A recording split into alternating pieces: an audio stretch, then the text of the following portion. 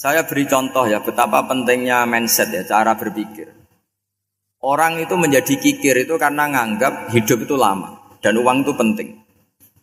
Kalau zaman Nabi itu sederhana kalau melihat hidup. Pernah suatu saat Nabi itu punya jatah makan. Karena Nabi itu hidupnya juga pas-pasan. Jadi Nabi itu unik. Beliau di satu sisi kaya raya, bisa ngurmat Abu Hurairah, Ammar, Suhaib. Ashabu Sufa itu dirawat Nabi semua. Itu kan kaya, bisa ngerawat sekian orang. Tapi di sisi yang lain untuk pribadinya beliau miskin. Kadang nggak bisa makan hari itu. Tapi di saat yang sama bisa merawat Ahlus Sufa. Jadi keliru kalau orang hanya cerita Nabi itu miskin, untuk makan dirinya aja susah. Itu keliru. Kelirunya kalau tidak diteruskan, tapi Nabi mampu menghidupi Ahlus Sufa.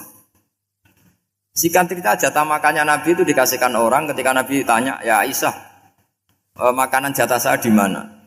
Oh ya Rasulullah, tadi ada orang minta tak kasihkan, maka makanan itu habis. Apa kata Nabi? Kamu salah Aisyah. Yang kamu kasihkan itu justru yang masih. Ya, yang kamu kasihkan itu justru yang masih. Sehingga Nabi menganggap, makanya Nabi terus ngendikan. Ya kalau mukhatabnya lelaki ya kira-kira begini.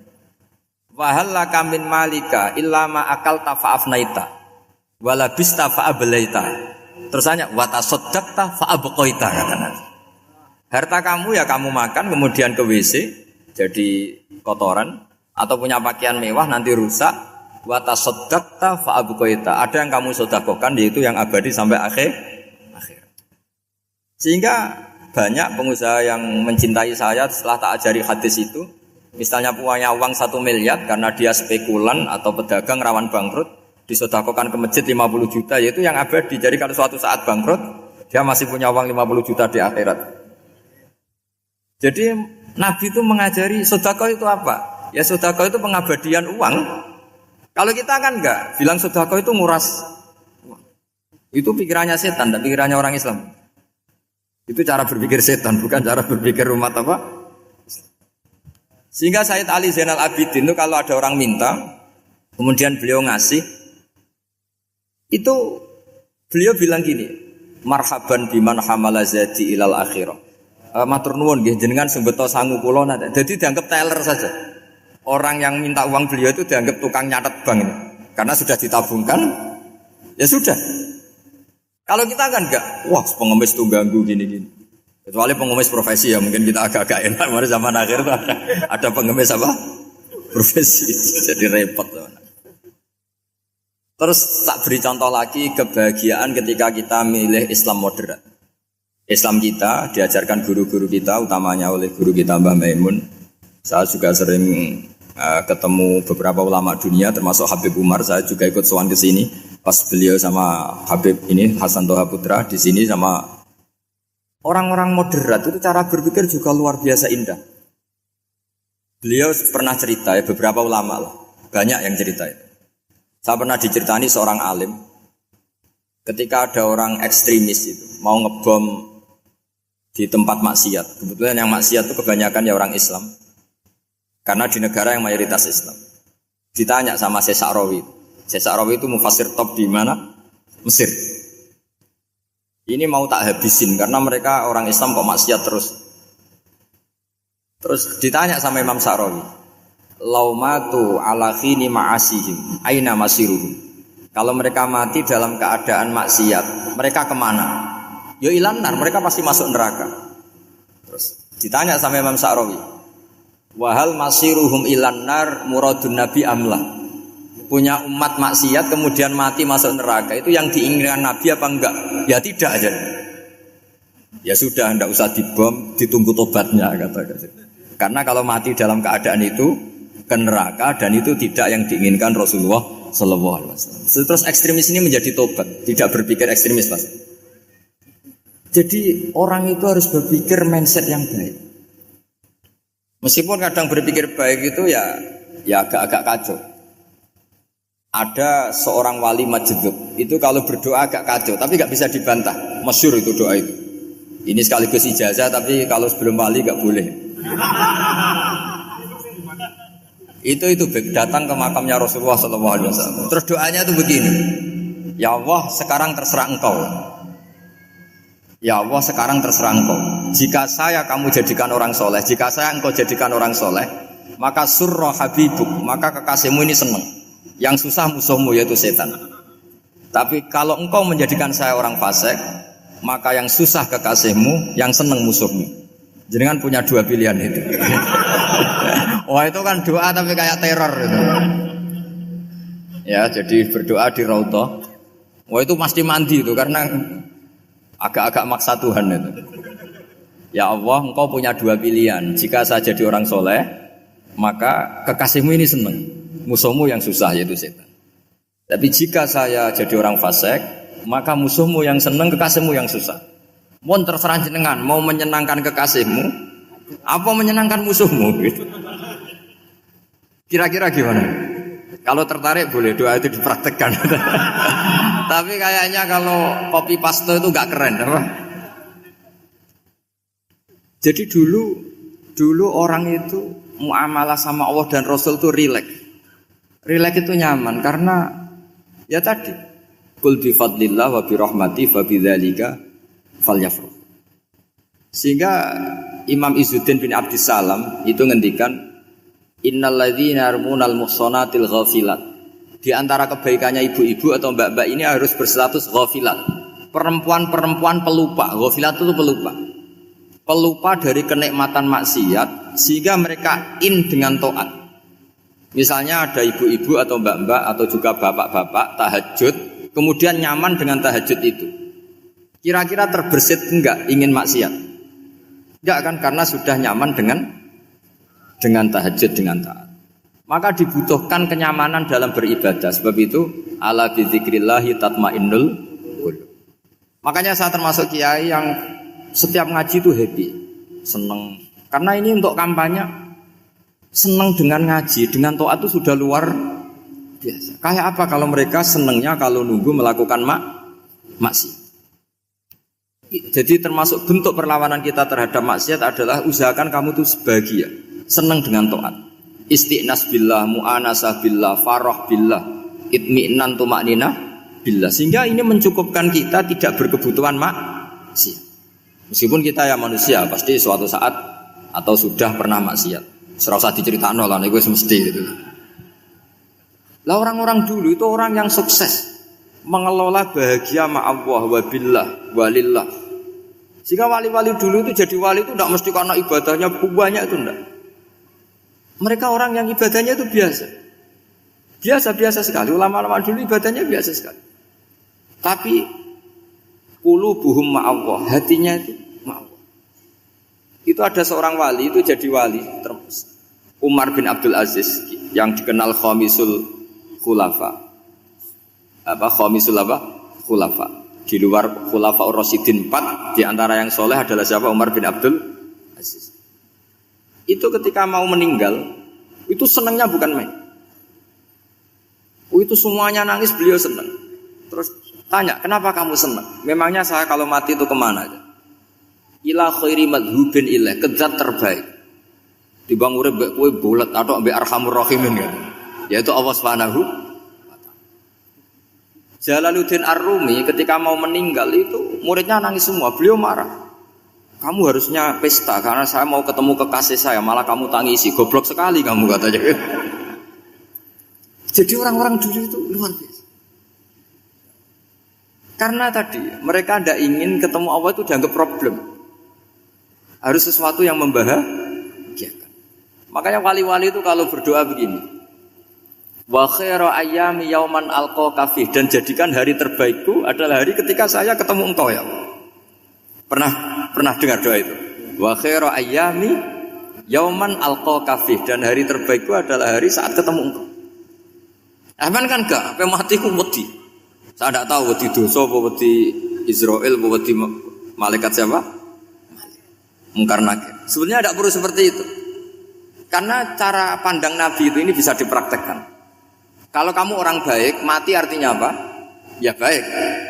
Karena husnul khotimah.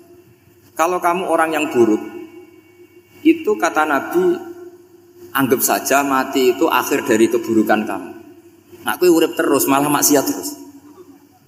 Maka Nabi itu kalau ngajari kita berdoa gini, Allah maj'alil hayata ziyadatan li fi kulli khairin wal mauta rohatan li min kulli syarrin. Ya Allah, kalau saya hidup ya anggap saja ziyadah fi kulli khairin, berpotensi nambahi kebaikan. Kalau saya mati anggap saja ini akhir dari segala keburukan. Maka saya berkali-kali guyon. Makanya tradisi ulama-ulama NU, ulama-ulama pesantren, ya ada hanya NU, pokoknya ulama-ulama alim. Itu kalau ada orang mati, orang nakal gitu mati, ini saya gitu. Itu hadirin mesti gak terima. Wah, api enang itu wong wakal. Tapi dipaksa sama kiainya, saya gitu. Lama-lama dipaksa. Saya gitu. Padahal ning atine kiai wis ra iso maksiat meneh wis saya gitu. Karena dengan mati berarti saya sudah tidak bisa maksiat lagi. Jadi Nabi melihat hidup dan mati itu segampang itu. Kalau al-hayata ziyadatan li fi kulli khairin wal mauta rohatan li min kulli syarr. Coba kita ke depan itu kan ada potensi zina, potensi korupsi, potensi maksiat. Yang bisa menghentikan potensi itu apa coba? Mati ya, udah pinter ya. Sudah maju berarti. Berani mati. Berani. Tapi jangan di sini ngel-ngelo panitia. Artinya yang selama ini kita risau dengan kematian, dengan apa? Nabi ngajari kita tadi. Allah maj'alil hayata ziyadatan li fi kulli khairin wal mauta rohatan li min kulli syarr. Ya Allah, jadikan hidup ini sebagai bekal menambah kebaikan, dan suatu saat kalau saya mati, semoga itu akhir dari segala keburukan. Jadi artinya Nabi itu ngajari kita itu positif terus. Sama seperti ulamanya tadi. Nak lagi rukun mbek tonggo ya sanggep ae kanca keapian. Nak nenengan ben ra utang ngoten. Dadi pokoke penak terus itu. Nak bojo lagi ngamuk alhamdulillah gak ngajak blonjo. Nak pas rukun ya alhamdulillah kok lagi rukun. Jadi gampang semua. Makanya ada seorang alim itu ngendikan begini, ada yang tanya. Saya tuh dulu ketika kaya, teman saya sering main ke saya. Setelah saya miskin gak ada teman-teman yang ke saya. Dikira si Habib ini kebetulan orangnya Habib itu mendukung keluhan dia. Ternyata enggak. Si orang alim itu bilang gini, malah bagus toh gitu. Kowe wis melarat buruhe wong. Ya sudah kamu miskin buruhnya orang lain. Misalnya tukang manol di pasar atau tukang becak. Kemudian teman-teman kamu datang, malah kamu malu toh jadi tontonan. Bagus kalau mereka lupa, pas kamu miskin tidak ada yang lihat katanya. Jadi apa ya, dianggap enteng saja gitu. Akhirnya orang ini nggak jadi ngeluh. Selama ini kan kita ngeluh ya, ketika miskin teman-teman nggak datang. Coba kalau mereka datang pas kamu buruh bikin foto di orang lain, mantan bos buruh, malu nggak? Milih datang apa enggak? Enggak lah, sudah bener itu. Jadi ulama dulu itu makanya sering baca biar tahu solusi hidup. Jadi ulama dulu itu gampang sekali melihat kehidupan itu. Gampang sekali, indah, gampang. Sekarang tuh enggak. Orang itu cara berpikir nuruti nafsu, itu yang bahaya.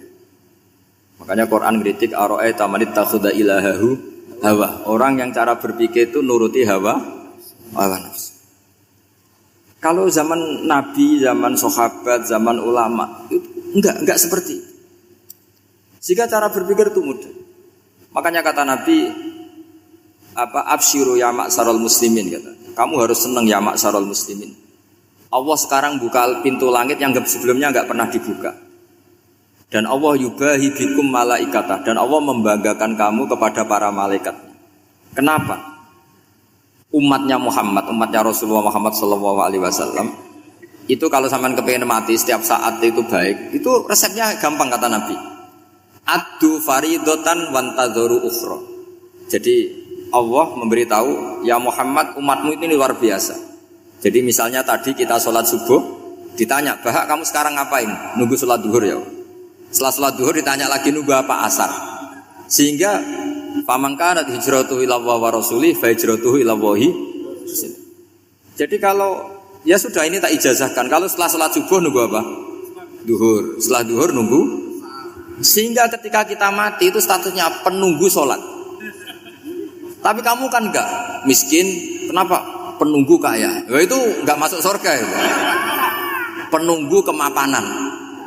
Berarti kan menunggu sesuatu yang seleranya nafsu. Beda kalau penunggu sholat. Berarti kamu di dunia menunggu ritual ibadah. Maka di antara ijazahnya Nabi apa? Addu faridotan wantazuru ukhra. Melakukan satu fardu, kemudian kita menunggu tugas berikutnya. Jadi niati saja setelah subuh nunggu apa? Duhur. Setelah duhur, meskipun kita di perapatan, apa? Nunggu asar. Tapi ya asar betul, jangan nunggu tok pas asar ndak. Jadi sebetulnya umat ini gampang sekali. Jadi di antara kebanggaan Allah, yubahi itu Allah bangga dengan malaikatnya adalah umat ini adalah addu faridotan wantazuru ukhra, melakukan satu fardu kemudian menunggu fardu yang lain. Dari mengkhidmati kampus, ingin mengkhidmati masyarakat, dari satu masyarakat lokal Semarang menjadi sampai sekarang sampai Banjarmasin, Unisula mau bikin kampus di sana terus gitu. Dari satu tugas ke tugas yang lain. Makanya Islam diajarkan setelah satu tugas selesai faida faruh tafan sok. Jadi sehingga hidup kita itu dinamis, dari satu kebaikan menunggu kebaikan lain, dari satu kebaikan menunggu, sehingga hidup kita ngapain? Nunggu satu kebaikan. Ini sudah masuk faman kanat hijratuhu ilallahi wa rasulih fa hijratuhu ilallahi wa rasulih. Sehingga bayangkan kalau kita direkam Allah, Gusti kula ampun mati nak dereng sugih. Wis melarat puluhan tahun, sakit, nunggu sesuatu sing sifatnya nafsu, kepengin sugih. Sugih tok jak cukup. Tahu buruhno wong sing tahu ngenyek ndekne lho, itu kan urung-urung wis dendam. Saya belum mau mati sebelum kaya dan buruhkan orang yang pernah melecehkan saya. Wis ngono akhirnya mati urung sugih. Berarti wis fakir matine hasud. Mau itu ngenes dunia akhirat kan kira-kira seperti itu. Kamu santai aja kalau fakir berarti meringankan hisab karena ada banyak harta. Yang mau dihisab apanya? Enggak punya apa-apa. Jadi saya mohon sekali ya, Islam itu mengawal kebahagiaan. Sebab itu sampai bahagia itu menjadi perintah Islam, kul bi fadlillah wa bi rahmati fa bidzalika falyafrahu. Karena dengan bahagia bi taat diharapkan orang Islam itu tidak bahagia atau cari kesenangan lewat jalur apa maksiat. Sehingga ciri utama wali apa? Ala inna auliya Allahi la khaufun alaihim wa lahum yahzanun. Sehingga ulama dulu itu rileks-rileksnya, termasuk yang saya ceritakan tadi, Imam Ahmad, Imam Syafi'i, itu melihat apa saja rileks. Ya tadi kalau disenangi orang ya barokah, punya kawan kebaikan, nak dineng ya barokah dineng di gedingi tonggo rada utang, ngeranjuk tulung itu. Jadi rileks saja. Masyhur itu Imam Syafi'i ngendikan waman asaa ilaika faqad atlaqaka. Orang yang berbuat buruk sama kamu hakikatnya adalah membebaskan kamu. Atlaqo itu apa? Membebaskan. Enak gak jadi hidup gitu? Kalau kamu kan enggak, kok gedeng aku salahku apa? Malah kamu ujub tuh, orang kok gak tahu salahnya. Kamu jadi suami, istrinya ngomel, kurang apa saya sebagai suami? Ya kurang banyak, enggak ganteng, enggak kaya, enggak ini. Malah kalau diterangkan malah parah toh. Ya sudah rileks saja, kalau dia ngomel ya tadi alhamdulillah dapat pahala tanpa apa? Biaya. Terus ngomel kan butuh energi, paling yang tidak kuat 3 jam. Nanti juga berhenti apa? Sendiri. Terus ambil nilai positifnya, misalnya ngomel sama suaminya, bagus lah. Kalau ngomel sama tetangga malah kayak apa gitu aja udah. Jadi ulama dulu itu gampang sekali melihat hidup. Rasulullah ya gitu, melihat hidup tuh gampang saja. Ketika tanya, ya Aisyah apa ada sarapan? Tidak ada ya Rasulullah, ya sudah saya tak puasa. Jadi enteng saja. Kadang-kadang beliau ingin puasa, ya puasa sunat, ada sarapan nggak jadi puasa. Rileks. Nabi itu rileks. Kalau ngajari kebaikan juga rileks.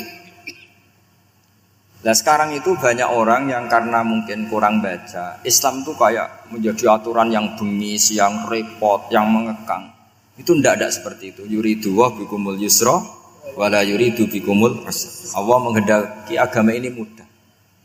Sehingga ada sahabat di Mami Mu'ad itu baca Baqarah. Sahabat ini pekerja petani, mufarokoh ditinggal. Ketika Mu'ad lapor, ya Rasulullah ini ada orang munafik, tengah-tengah sholat mufarokoh saya ditinggal. Yang disalahin itu tidak yang tinggal tapi Mu'ad. Afattanun anta ya Mu'ad, kami itu tukang fitnah. Masa ngimami petani pakai surat Baqarah? Jadi yang disalahkan ini imamnya. Kalau kamu jadi imam, sholatnya ya yang cepat. Makanya terus banyak orang kecepatan karena tadi. Jadi Nabi itu enteng sekali. Jadi apa ya? Nabi itu beda dengan yang kita bayangkan beda. Nabi pernah ngaji di masjid, kemudian ada tetangga lewat pakai cangkul ke kebun. Semua sahabat gerutu. Ini orang tidak benar. Ada Nabi ngaji ditinggal saja ke kebun, tidak ikut ngaji. Jawabannya Nabi tidak. Itu bagus, itu ikut sunnah saya. Kenapa ya Rasulullah? Dia kerjanya nyari halal. Dan untuk menghidupi keluarganya itu juga ajaran saya.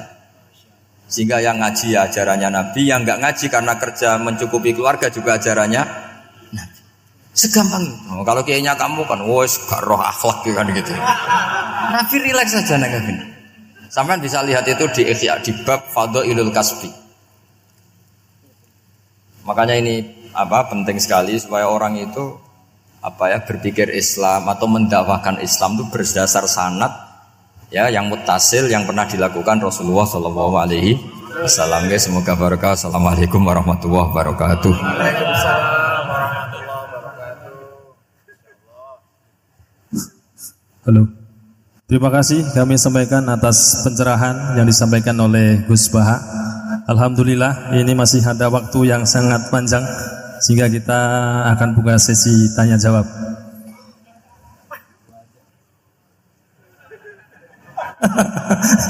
Hanya 2 penanya. Monggo siapa yang mau nanya? Kang Mujib. Ibu? Ibu 1. Ya, monggo.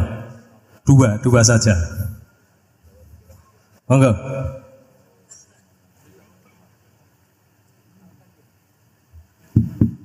Assalamualaikum warahmatullahi wabarakatuh. Allahumma arinal haqqa haqqa warzuqna tiba'ah wa arinal batila batila warzuqna tinabah. Gus, di era sekarang ini terlalu banyak kiai. Jadi saking banyaknya kita yang awam ini bingung mana kiai yang benar, yang betul-betul benar menurut Allah. Mana yang seperti nampaknya benar tapi ternyata itu tidak seperti yang diinginkan Allah. Jadi cara pandang panjenengan ini bagi saya sudah luar biasa mencerahkan sekali. Jadi karena itu kami mohon, ini kebetulan ada ketua yayasan juga, ada Pak Rektor, ada baiknya kampus ini mulai mendekatkan tradisi keilmuan santri dan akademik ngaji yang fundamental begini. Saya usul itu Bu, bagaimana 1 bulan sekali lah Gus Baha kerso ke Semarang. Itu yang pertama.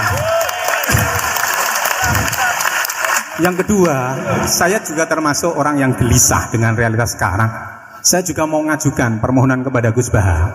Permohonan yang paling ini, mbok jenengan nulis 1 buku, saya Muslim, saya happy gitu loh.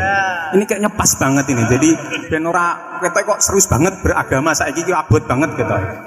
Itu yang ketiga, ini penting sekali bagi kita orang-orang tua. Zaman saiki golek anak iso ngalim kok Gus Baha angel. Jadi saya ingin tolong Gus Baha ceritakan sejujur-jujurnya bagaimana orang tua jenengan didik sejak kecil sampai iso koyo sampean sakniki. Cekap saya kira.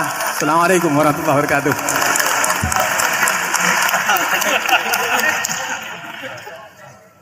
Yang kedua, monggo. Mohon dibantu mic. Assalamualaikum warahmatullahi wabarakatuh. Gus Baha, kula badhe tangklet. Jangan kayak ini ya.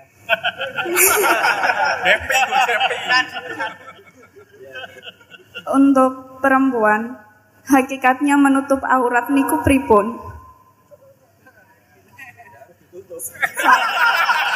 Soalnya kula gadah teman niku rata-rata santri tapi kok mboten menutup aurat secara sempurna. Nah, kula pengen ngertos ilmune niku sing jelas pripun. Sampun.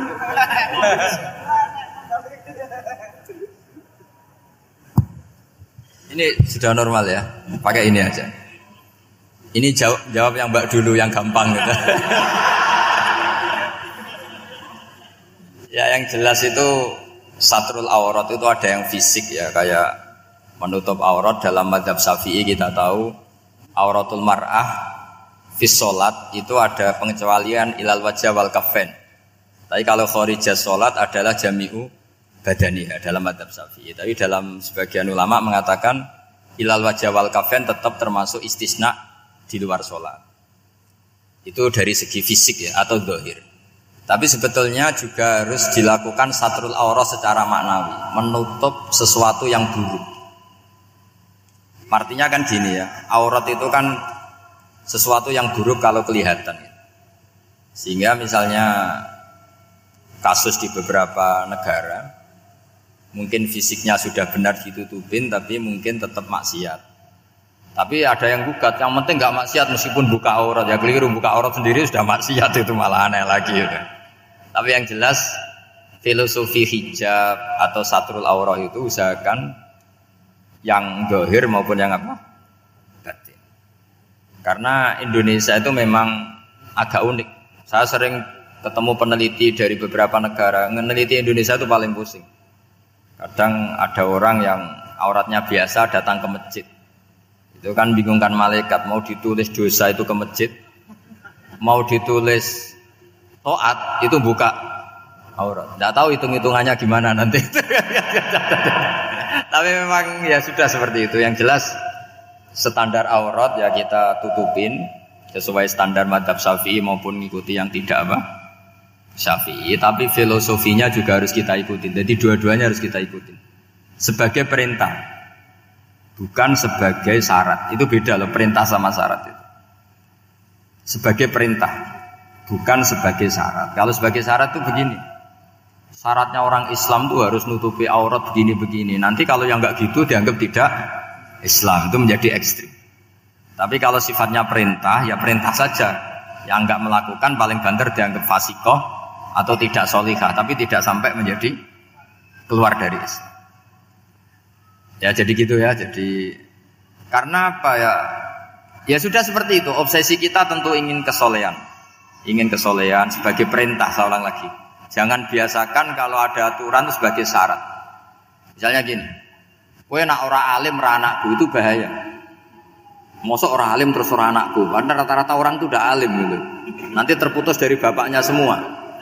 Tapi hanya sifatnya perintah. Perintahnya seorang bapak ke kita supaya alim. Makanya ulama mengatakan perintahnya Allah. Perintah itu lebih rileks daripada disebut syarat. Karena syarat sekali enggak memenuhi menjadi ndak. Makanya Sayyid Muhammad kalau ngarang kitab sering wajibat itu lebih ringan ketimbang apa? Syarat. Jadi beda kalau dalam filosofi ilmu itu. Jadi gampang perintah. Tentu yang enggak melakukan perintah itu ya kurang baik, tapi tidak sampai keluar dari apa? Islam. Karena perilaku kesolehan itu perintah, bukan syarat. Sehingga Nabi nanti ngendikan beberapa yang masyhur itu kan syafaati li ahlil kabair min mati. Meskipun umatnya yang enggak benar ya tetap diaku sebagai umat. Jadi beda perintahnya Nabi sih semuanya kalau bisa soleh. Harus bisa soleh. Tapi tetap ini sifatnya perintah bukan syarat. Enggak bisa kamu mengatakan syaratnya orang Islam itu dalam beraurat begini, syaratnya soleh enggak pernah maksiat. Memangnya Nabi enggak pernah maksiat. Ya saya kira demikian ya, cukup ya. Nah kalau ini resikonya dia seneng saya, makanya bagus dia tidak seneng saya, jadi enggak. Jadi ini kalau seneng saya malah ngatur-ngatur gini. Ya. Terus soal ngaji di sini tiap bulan itu jelas tidak satu rutin karena kalau sampean sopan di mana-mana ngaji itu datang ke kiainya.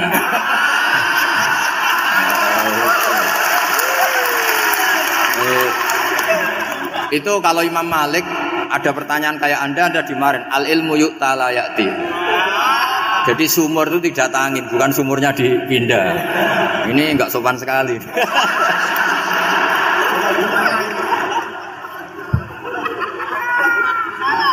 Terus menyangkut orang tua, kenapa saya alim? Itu juga enggak boleh dijawab. Rata-rata orang itu udah alim, masa orang tua seluruh Indonesia salah? Itu ada hikmahnya sendiri. Saya kali-kali ngaji, bodoh itu barokahnya banyak. Coba barokahnya orang bodoh, akhirnya nempat di pedalaman Kalimantan, Sulawesi, akhirnya bikin masjid di situ bikin. Kalau dia alim mungkin jadi ketua MUI di Jakarta. Nggak akan punya desa bina. Jadi Allah mendesain ini sudah sempurna. Sudah tidak usah protes, sudah begitu aja. Coba ada orang alim alamah, kira-kira itu kan nggak akan di pedalaman Kalimantan Sulawesi. Barokahnya santri rodok bodoh itu akhirnya kerja di dalam hutan, kerja di kampung-kampung. Akhirnya agama ada di mana? Kalau pinter semua, di Unisula semua jadi rektor nanti. Jadi Allah mendesain ini sudah baik, tidak usah dipaksakan sesuai versi kamu, nggak usah. Jadi ya sudah, memang seperti itu. Jadi dulu zaman sahabat itu, saya cerita sedikit. Nabi itu kalau muji Madinah itu sundel langit, kalau muji Mekah ya sundel langit. Tapi Sayyidina Ali keluar ke Kufah. Sayyidina Ali itu akhirnya pindah ke Kufah, ke Najaf. Karena pikirannya Sayyidina Ali, Mekah Madinah hanya baik secara bukah, secara tanah. Tapi di antara kebaikan Nabi adalah nasrul Islam. Akhirnya Sayyidina Ali milih ke Kufah. Andai kan sahabat tidak milih keluar dari Mekah Madinah sebagiannya, pasti Islam tidak menyebar. Karena semuanya tersentralisasi di Mekah dan Madinah. Tapi ada saja sahabat yang tetap nyaman di Mekah Madinah karena sholat di sana sebagaimana 1000 sholat. Ya sudah seperti itu, dilihat gampang saja. Akhirnya yang di Mekah Madinah ya tidak ngeritik yang keluar juga gak ngeritik yang di Mekah Madinah. Jadi yang alim tidak ngeritik yang bodoh apalagi jangan ngeritik yang alim. Yang jelas orang bodoh ngatur orang alim itu dosa itu yang. Ya, saya kira demikian. Assalamualaikum warahmatullahi wabarakatuh. Halo.